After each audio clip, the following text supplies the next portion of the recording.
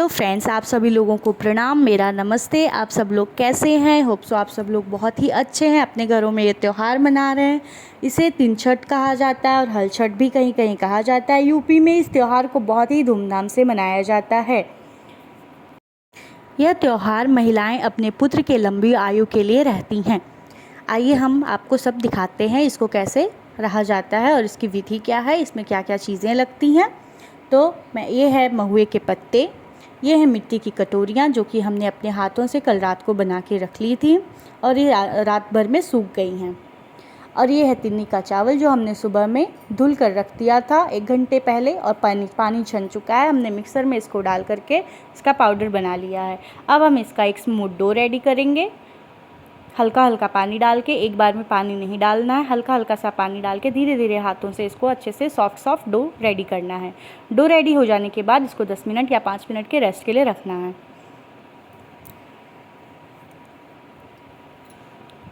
जब तक मेरा डो रेडी होता है मैंने कढ़ाई रख दिया है। कढ़ाई में मैंने घी डाल दिया। याद रखिए इस त्यौहार में भैंस का घी, दूध, दही ही इस्तेमाल होता है। अब हमने छोटे छोटे टुकड़ों में इसको कट कर लिया है और हम इसे बेलन से नहीं बेलने वाले हैं, अपने हाथों से ही बेलने वाले हैं। देखिए कितने अच्छे से बेल के हो गया और इन्हें हम घी में तलेंगे। और अगर ये आपके हाथों से नहीं बन रहा है अच्छे से तो आप अपने हथेलियों पे घी या फिर पानी हल्का सा लेकर के फिर आप इसको अपने हथेलियों से धीरे धीरे से इसे दबा दबा कर आप पूड़ियाँ बनाइए और बहुत अच्छे से फूल के भी आती हैं।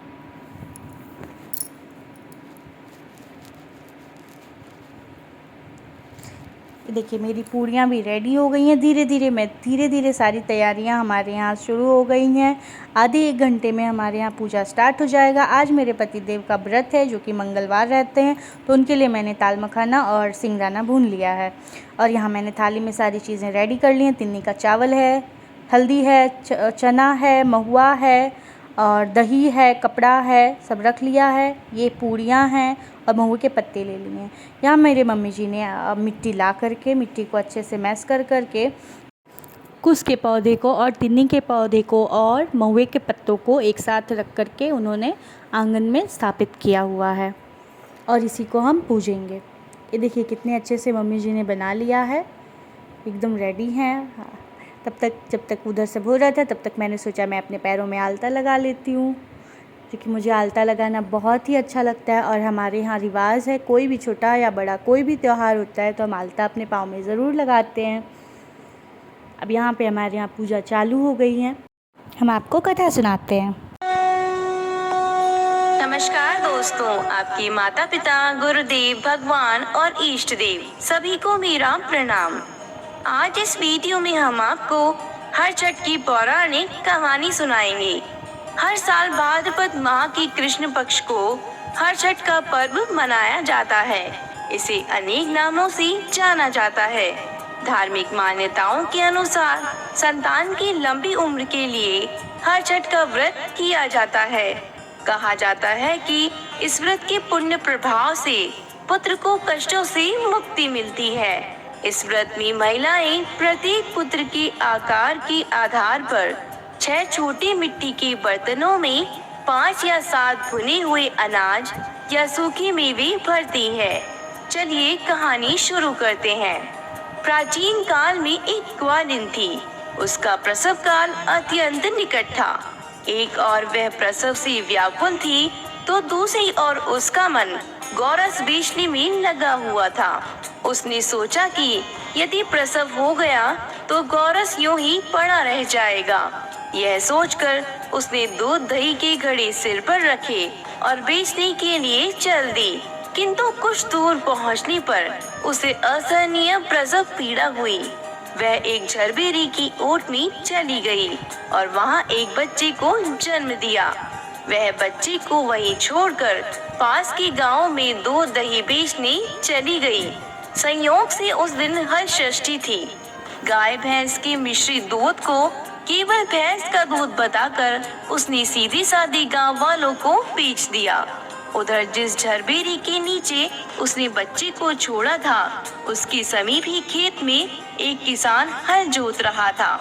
अचानक उसके बैल भड़क उठे और हल्का फल शरीर में घुसने से वह बालक मर गया। इस घटना से किसान बहुत दुखी हुआ, फिर भी उसने हिम्मत और धैर्य से काम लिया।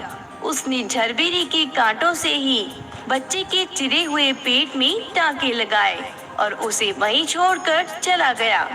कुछ देर बाद ग्वालिन दूध बेचकर वहां आ पहुंची। बच्चे की ऐसी दशा देखकर उसे समझते देर नहीं लगी कि यह सब उसके पाप की सजा है। वह सोचने लगी कि यदि मैंने झूठ बोलकर गाय का दूध न बेचा होता और गांव की स्त्रियों का धर्म भ्रष्ट नहीं किया होता तो मेरे बच्चे की यह दशा न होती। अतः मुझे लौटकर सब बातें गांव वालों को बताकर प्रायश्चित करना चाहिए। ऐसा निश्चय कर वह उस गांव में पहुंची जहां उसने दूध दही बेचा था। वह गली गली घूमकर दूध और उसके फलस्वरूप मिले दंड का बखान करने लगी। तब स्त्रियों ने उस पर रहम खाकर उसे क्षमा कर दिया और आशीर्वाद दिया। बहुत सी स्त्रियों द्वारा आशीर्वाद लेकर जब वह पुनः झरबेरी के नीचे पहुंची तो यह देखकर आश्चर्यचकित रह गई कि वह उसका पुत्र जीवित अवस्था में पड़ा है। तभी उसने स्वार्थ के लिए झूठ बोलने को ब्रह्म हत्या के समान समझा और कभी झूठ न बोलने का प्रण लिया। हे हर छठ माता, जैसे उस ग्वालिन के बच्चे को प्राण दान दिया और अपनी कृपा बनाए रखी, वैसे सब पर बनाए रखना। कहानी सुनने वाले और हुंकार भरने वालों का सदा भला हो। बोलो हर छठ माता की जय हो। आपको मेरा वीडियो कैसा लगा प्लीज़ कमेंट बॉक्स में बताइएगा और वीडियोस के लिए लाइक शेयर कमेंट सब्सक्राइब ज़रूर कीजिएगा। Thank you so much for watching my videos. ऐसे ही आप अपना प्यार और बनाए रखिए ताकि मैं आप लोगों के सामने और वीडियोस लाऊं। Thank you so much. प्रणाम, नमस्ते।